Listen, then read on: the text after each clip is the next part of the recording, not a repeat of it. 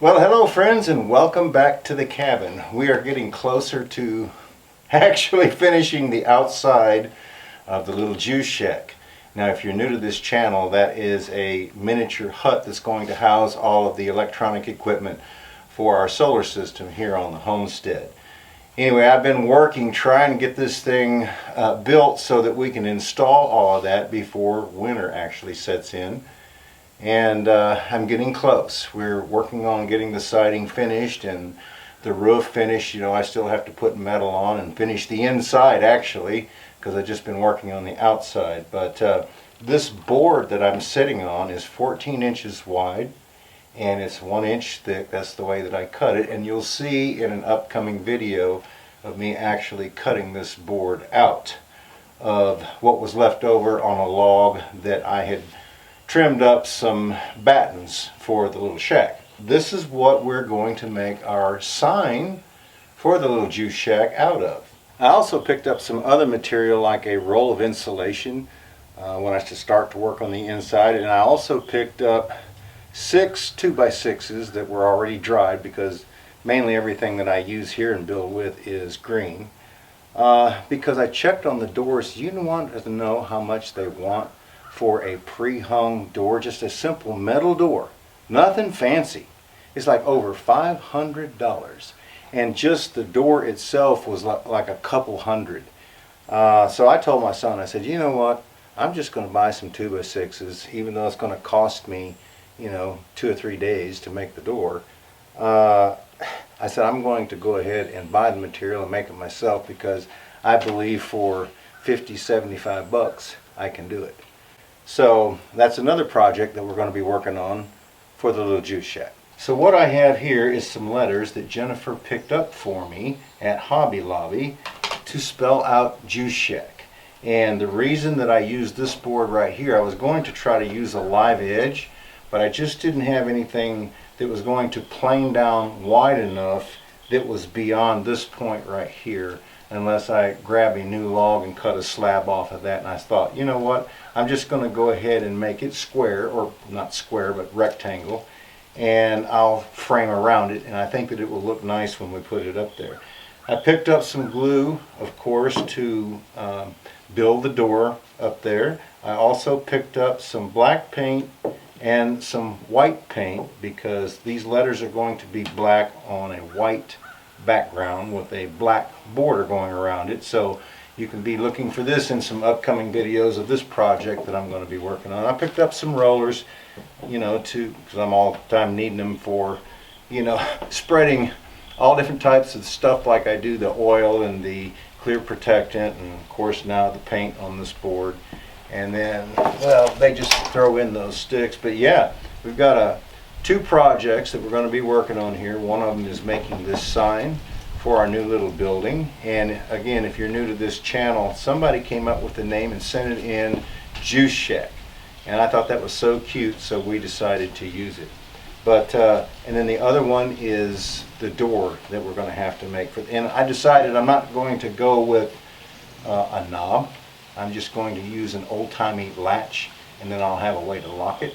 But I'm going to, if I can find me some fancy old-timey hardware, I'm going to buy that. Now, I don't know if any of you all may have noticed, but the carport now has concrete. And the way that came about was when they were pouring the footers for Jennifer's house down there, they had ordered the last batch. They thought they were going to run short. It was already in transit, and then they realized that they were only going to need about half of it. Well, you have to pay for all of it once it leaves the depot, right? Anyway, Jennifer texted me. She was down there, and she says, Dad, she said, they're going to be over on the concrete, and they say that we can't put it down here because it would just be in the way, because we still have grade work to do and stuff like that. Can you use it anywhere or they're just going to dump it? So I had to really think quick, you know, where could I put it that I'm not going to have to drive over, or that I might not want to build something in order, and then I have to move it, right? So ended up, I said, well, why don't we just pour it in the carport? So I backed the truck out and we dumped it here, and then the rest of it, we still had some. There's about maybe half of that, okay, down there where we take the four-wheeler and go to the creek where I normally take the dogs. I kind of did off the bank right there from the driveway, and it kind of make a nice entrance to that. But you know, you got to use it right, or it just ends up in a waste in a big pile. So that's where the extra concrete went when they were pouring Jennifer's footers. Well, there wasn't much sense in just talking about it. I figured that I'd take you down here and show you. You know, another thing I thought about before all of the big rains start, you know, that we generally get in the winter time, sometimes 2 or 3 days in a row. I'm going to have to get down here. Look at all the leaves on my neighbor's driveway right there. And then this ditch right over here, I'm going to have to blow all of those out so that the water doesn't change directions when it comes down the hill.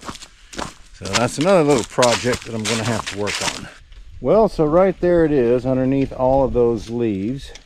It's probably an apron that goes out about maybe 12 feet. And then it's probably, I don't know, 20 feet wide. So since I've come this far, the dogs are itching to go to the creek, right? So might as well just go ahead and go on down here. But yeah, that made a nice little apron coming down there for our four-wheeler. So I've already been down here once with them today. And then when I decided to come down here and film this little portion, they acted like they haven't even been today.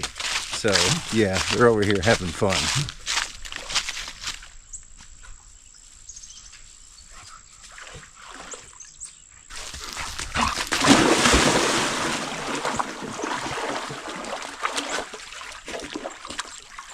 Look at them both in there taking a sponge bath in the whirlpool.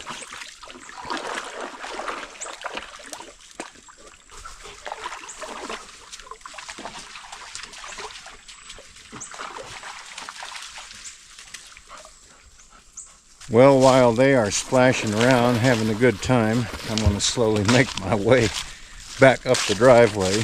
You know, just had a vehicle pass, and this road is not the widest road. I just thought I would say something after working in public safety.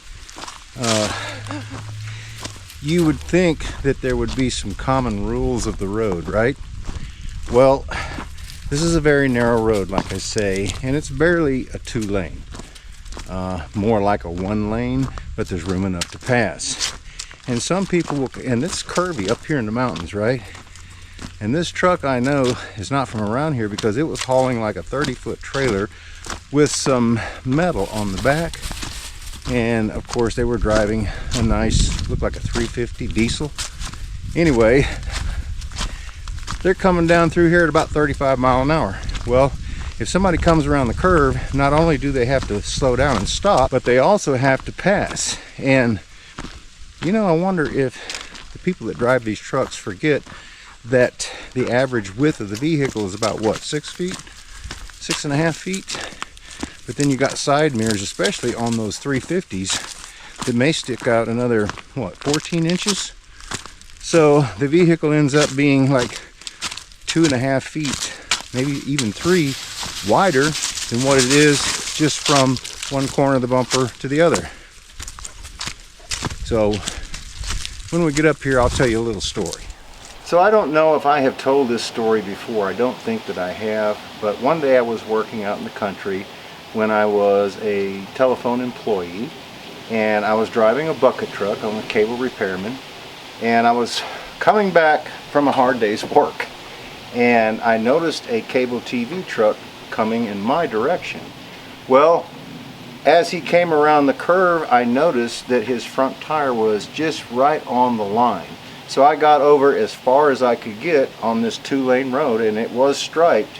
And as we passed each other, he didn't move that much. As we passed each other, the mirrors stick out so far, and they slapped each other. Thank goodness I had safety glasses on, because all of that glass came in. So you know, we didn't have air conditioning. You had 2 windows down at 50 miles an hour, right? So I had my arm resting on the door as I was driving, and all that glass came in and stuck in my face. And when I got back to the work center, they were like, "What in the world happened to you?" Because I had these little streaks of blood wherever the glass had penetrated. And of course I had to go in and wash off and clean up, right? But yeah, people need to remember that there's an added amount of space on their vehicle besides from the corner of each bumper going out, which are your side mirrors, right? And especially on those big trucks, they may have mirrors this long. So if your tires are this far from the yellow line, then that means the edge of your mirror is actually on the yellow line. Does that make sense?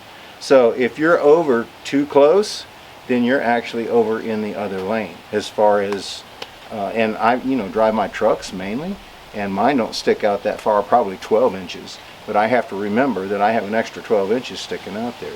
But I just wanted to say a little something about public safety. You know, I was a paramedic for many years, and when you're on an ambulance, most of the time you're driving emergency traffic. You're either responding emergency to a call, or you're leaving that scene in emergency en route to the hospital, right? And some of the calls, are just regular routine. But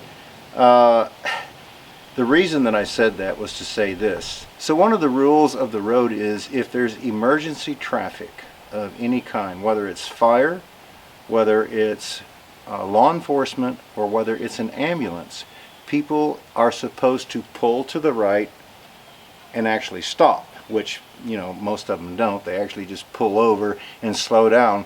Those that know that rule. There are so many people out there that don't know that rule. I have actually had be responding emergency traffic with the lights and sirens going, and you can't pass anybody on the right hand side, because if you do and they pull out of the way, then it's your fault. Okay, you're at fault.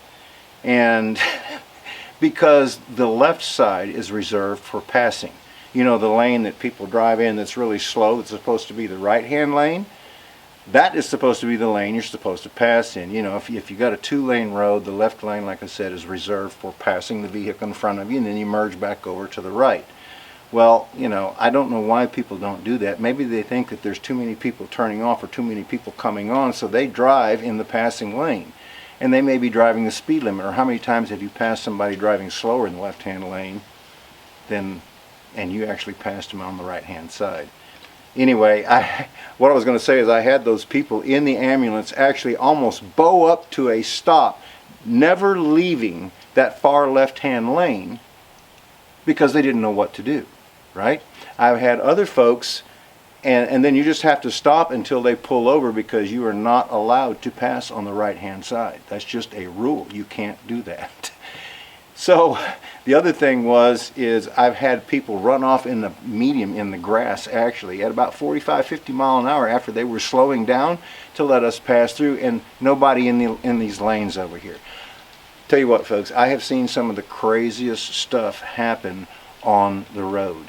And I just wanted to say that, if you're on the road and you hear a siren, pull over to the right and stop, or pull over to the right and slow down like everybody else, and allow them a lane where they can actually pass in. Tailgating is another thing that, I have been with partners who would drive emergency traffic and actually get up on somebody's bumper because they weren't moving out of the way.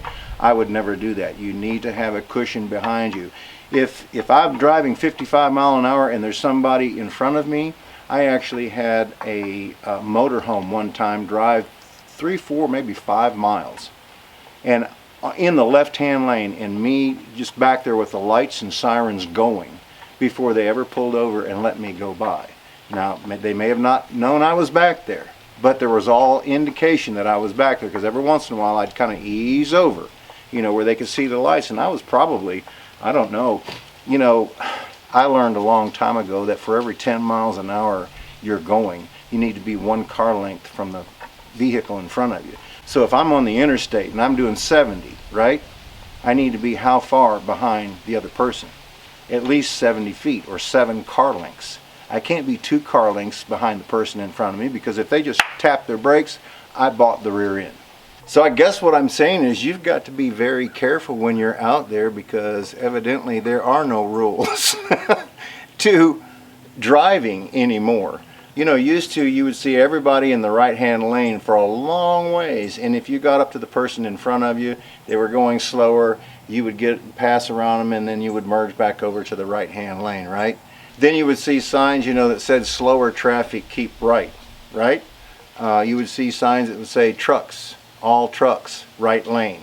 People just don't drive like that anymore, defensive. They don't drive defensive anymore, they drive offensive. So that's just a few of the tips that we had in school and things that we learned. Hopefully if you didn't know that it might help somebody now. Anyway, we got those projects, like I said, coming up. Be sure and stay tuned for those. Friends, we thank you so much for stopping by. We certainly do appreciate it. We look forward to seeing you back up here at the cabin again next time.